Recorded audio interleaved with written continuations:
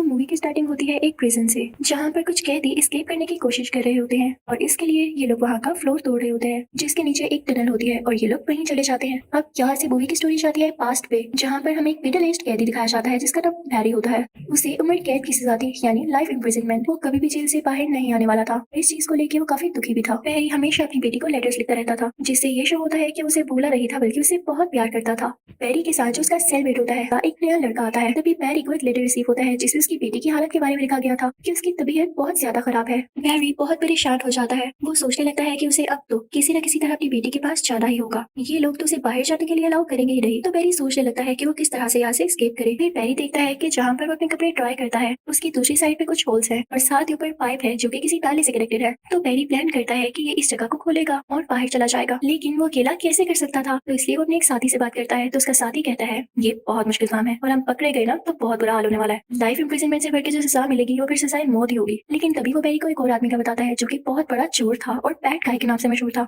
वो बॉक्सिंग भी किया करता था। अब पैरी का साथी उसे सारे रास्ते समझाने लगता है क्योंकि उसे जेल के रास्तों के बारे में अच्छे से पता था। सारा कुछ समझने के बाद पैरी उसी चोर और बॉक्सर के पास जाता है। साथ ही वहाँ पर पैरी का साथी भी आ जाता है और ये तीनों एक साथ हो जाते हैं। अब ये तीनों इस बात पर राजी थे कि इस जेल से एस्केप करने का टाइम आ चुका है। तो अब ये प्लानिंग करने लगते हैं कि हम किस तरह से और किस रास्ते से बाहर जाएंगे। अब पैरी इनको बताता है कि मैं जिस जगह पर कपड़े ट्राई करता हूँ ऐसी जगह है जो कि बाहर के नाले से कनेक्टेड है, लेकिन यार उसके पार जाना बहुत मुश्किल है। तो अकेला बंदा ये काम कर नहीं सकता और अगर सारे लोग साथ मिलकर भी ये काम कर ले तो वहाँ के गार्ड्स छोड़ेंगे क्या। तभी पैरी इनसे कहता है इस जेल की चर्च को तो जानते होगे, कभी ना कभी तो गए होगे ना। मैं एक बार चर्च में गया था, वहाँ पर एक ऐसा रूम है जो कि सीधा लॉन्ड्री रूम तक जाता है। अगर हम उसके थ्रू लॉन्ड्री रूम तक गए तो किसी को शक भी नहीं होगा कि हम लॉन्ड्री रूम के अंदर हैं। तो बॉक्सर कहता है क्या हमें चर्च के गार्ड नहीं देखेंगे, तुम्हें ये मसला नहीं लग रहा है। तो पैरी कहता है इसका हल भी है मेरे पास, मैंने कहा ना बातें मुझे सारी पता है, बस मेरे साथ भी तो कोई हो। बॉक्सर कहता है कि गार्ड्स के सामने हम ऐसे तो चर्च में जा नहीं सकते, वरना वो अंदर भी हम पे नजर रखेंगे, तो इसके लिए हमें उसकी चाबी ही चाहिए होगी जो कि हासिल करना हमारे लिए इम्पॉसिबल है। तो पैरी कहता है मैंने उसका प्रिंट अपने पास रख लिया है, हम उससे चाबी बना सकते हैं। तो सब कहते हैं वाह भाई बैरी तुम तो कमाल करते हो, लेकिन अभी भी एक मसला होता है। ड्रायर के पीछे जो जगह होती है वो स्टील की होती है और उसको काटना या तोड़ना बहुत मुश्किल हो जाता था।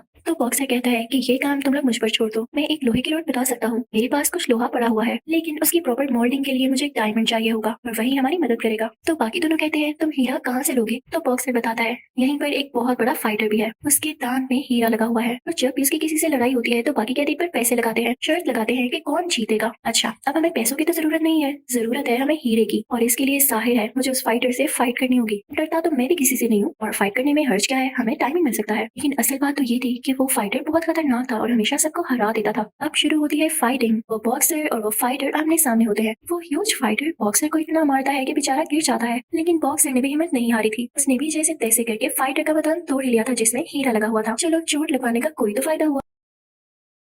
और फिर ये बॉक्सर ये हीरा लेकर उसे रोड के ऊपर फिट कर देता है। कहता है कि अब हमें उस टीम को काटने में काफी आसानी होगी। अब ये तीनों डिसाइड करते हैं कि ये लोग उस जगह को हीरे से काटने के बाद फाइनली जब ट्रेन सिस्टम तक पहुंच जाएंगे, यानी उस नाले तक जहाँ पे ये जगह खुलेगी, तो इनको आगे टनल्स में जाना होगा जो कि बाहर नदी तक जाएंगे। और ये रास्ता इतना आसान नहीं होने वाला क्योंकि किसी को जरा से भी आवाज चली गई ना तो बस का काम तमाम हुआ। फिर अब इनको पता चलता है कि नदी में तैरना नहीं होगा बल्कि उसके नीचे भी टनल्स होंगी जो कि इन्हें बाहर तक निकाल देंगी। बाहर इनको रेलवे लाइंस मिलेंगी जहाँ से ये आसानी से भाग सकेंगे। लेकिन इशू ये है कि इन लोगों को वहाँ पर 5 बजे से पहले पहुंचना होगा, इसलिए क्योंकि उसके बाद वहाँ पर वोल्टेज छोड़ दिया जाता है, बहुत हाई वोल्टेज, क्योंकि वो लोग भी जानते हैं कि कैदी यहाँ पे एस्केप करने आते ही होंगे। लेकिन यहाँ पर एक प्रॉब्लम हो जाती है। उनको बातें करता हुआ एक और कैदी सुन लेता है और वो बैरी को ब्लैकमेल करता है कि मुझे तुमसे ड्रग्स चाहिए, वरना बेटा मैं तुम लोगों को प्लान सबको बता दूंगा, तुम लोग यहीं के यहीं बैठे रह जाओगे। अब बैरी को उस कैदी की बात माननी पड़ती है। उनके इस जेल में एक बहुत बड़ा गैंगस्टर होता है जिससे सब लोग डरते हैं, और जो लड़का बैरी के पास ड्रग्स मांगने आया था और जिसने इनका प्लान सुना था उसी गैंगस्टर का भाई था। तो बैरी जाता है एक और कैदी के पास जो कि केमिस्ट था। उसने अपनी लाइफ में बहुत सी चीजें बनाई और यहाँ जेल में आकर भी वो ड्रग्स बनाया करता था। तो बैरी से सीक्रेटली कहता है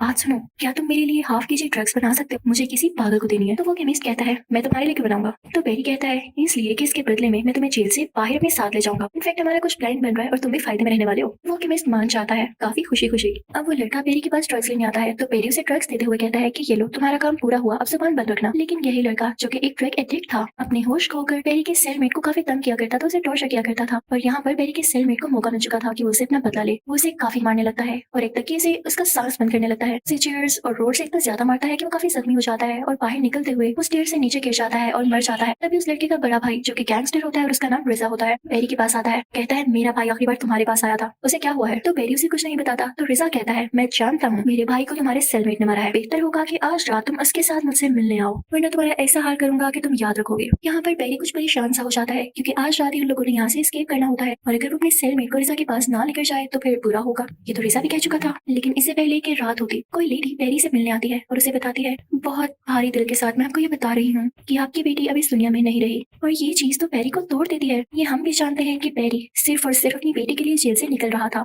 लेकिन अब उसकी सारी की सारी प्लानिंग, उसके ड्रीम्स मिट्टी में मिल चुके थे। उसे काफी दुख होने लगता है अपनी लाइफ पर कि वो अपनी बेटी के लिए कुछ न कर सका। फिर अब वो सीधा अपने सेलमेट के पास जाता है और उसे कहता है रिजा तुम्हें बुला रहा है, लेकिन तुम वहाँ पर ना जाना। वो अपने सेलमेट को अपनी बेटी की पिक्चर देता है और कहता है कि ये मेरे साथी को दे देना, जिसके साथ पेरी भागने वाला था। यहाँ पर हमें कुछ कुछ समझ आने लगता है कि पेरी का इस जेल से भागने का मकसद ही खत्म हो गया। तो वो अपनी जगह अपने सेलमेट को इस जेल से आजाद करवाना चाहता था। उसने उसे रिजा के पास इसलिए नहीं भेजा क्योंकि रिजा उसका क्या बिगाड़ सकता था। उसने उसको ये ब्लैकमेल किया था कि मैं तुम्हारी बेटी को मरवा दूंगा, लेकिन वो बेचारी तो ऑलरेडी मर चुकी है।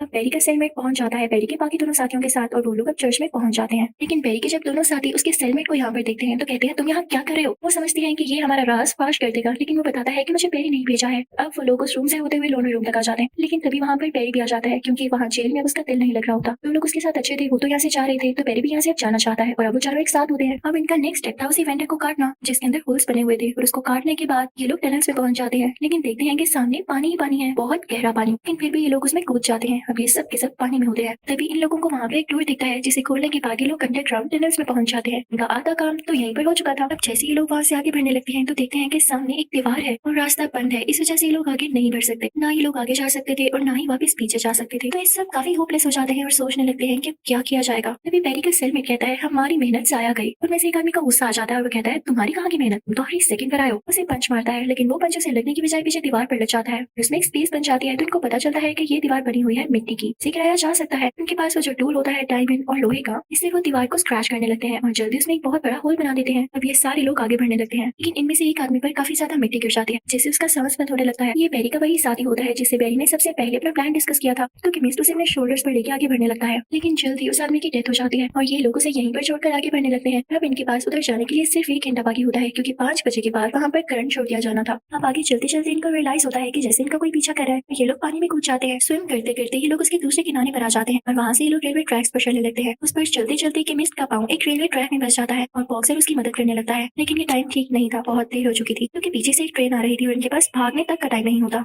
ट्रेन इन दोनों को कुचल देती है। अब बाकी बचे थे सिर्फ और सिर्फ पेरी और उसका वही सेलमेट जो कि उसकी बेटी की उम्र का ही होता है। वो लोग भागते भागते बाहर स्टेशन पर आ जाते हैं। दोनों बहुत खुश होते हैं। पेरी और उसका सेलमेट अच्छे से मिलते हैं और अपने रास्ते अलग अलग पकड़ लेते हैं। पेरी एक्सीलरेटर से ऊपर आ रहा होता है, तभी उसे फील होता है कि जैसे उसे पीछे से किसी ने स्टैप किया है। जब वो पीछे मुड़ के देखता है तो हम ये सीन देखते हैं कि जैसे वो रिजा के ही सेल में है। असल में उसे रिजा ने ही स्टैप किया होता है। जो स्टोरी और जो सीन्स हम देखते आ रहे हैं वो बिल्कुल भी रियलिटी नहीं थे, वो पेरी की इमेजिनेशन थी जो कि वो खुद सोचा करता था। जाहिर है कि उसका ड्रीम होगा इस जेल से बाहर आना, लेकिन अब तो रिजा उसे स्टैप कर चुका था। हमने अभी तक जिन कैदियों की डेथ देखी कि यहाँ से एस्केप करने के बाद वो मरते गए, वो भी एक झूठ था। वो यहाँ से निकल भी गए होंगे, क्या पता अब तक वो चारों उस स्टेशन पर भी पहुंच चुके हों। पेरी तो यहीं पर था और इसने कभी उनको ज्वाइन किया ही नहीं था क्योंकि मूवी के लास्ट सीन में हमें वो चारों जिंदा दिखाए जाते हैं जब वो टनल में पहुंच चुके थे। फिर हम देखते हैं कि पेरी मर चुका है, लेकिन मरने से पहले उसे ख्वाब सा आता है जो कि मोस्ट प्रोबेबली उसकी अपनी इमेजिनेशन में होगी कि वो अपनी बेटी को एक जगह पर खड़ा हुआ देखता है। वो उसको गले से लगा लेता है और उसे कहता है कि मैंने तुम्हें बहुत याद किया। इसी के साथ ये मूवी द एस्केपिस्ट यहीं खत्म होती है। Thank you for watching.